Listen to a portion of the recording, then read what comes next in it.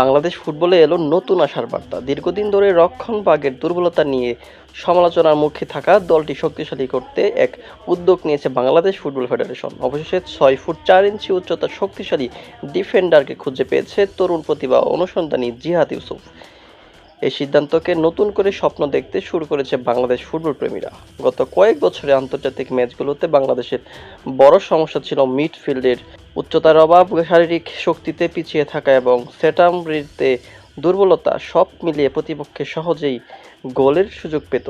তাই বলে এমন একজন লম্বা ও শক্তিশালী সেন্টার ব্যাকের খোঁজ অনেকদিন ধরেই চলছিল। অবশেষে সেই খোঁজ সফলতা পেয়েছে। এসেছে নতুন এক বার্তা। এই নতুন ডিফেন্ডার শুধু লম্বাই নন, তার আছে দুর্দান্ত হেডিং দক্ষতা, সক্ষমতা, খেলার প্রতি চমৎকার জোর জাপটা পড়া। কোচিং স্টাফরা আশা করেছেন তিনি দলের রক্ষণাবেক্ষণ দৃঢ়তা আনবেন এবং কর্নার কিংবা ফ্রি কিক থেকে প্রতিপক্ষের আক্রমণ সহজেই প্রতিহত করতে পারবেন।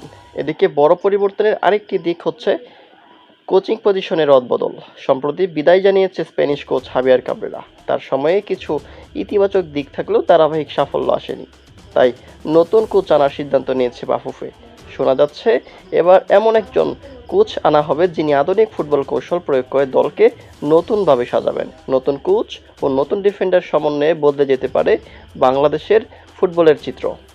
তরুণদের সুযোগ দেওয়া, ফিটনেস বাড়ানো এবং ডিফেন্ডারকে আরও সংগঠিত করা, এই 3 লক্ষ্য সামনে রেখে এগোতে চাই বাফুফে। সব মিলিয়ে দেশের ফুটবল অঙ্গনে এখন বইছে পরিবর্তনের হাওয়া। সমর্থকদের প্রত্যাশা, এই উদ্যোগের বাস্তবায়িত হলে খুব শীঘ্রই আন্তর্জাতিক মঞ্চে নতুন রূপে দেখা যাবে বাংলাদেশকে। এখন বিষয় এই নতুন পরিকল্পনা মাঠে কতটুকু এনে দিতে পারে পরিবর্তনতা এবং সফলতা।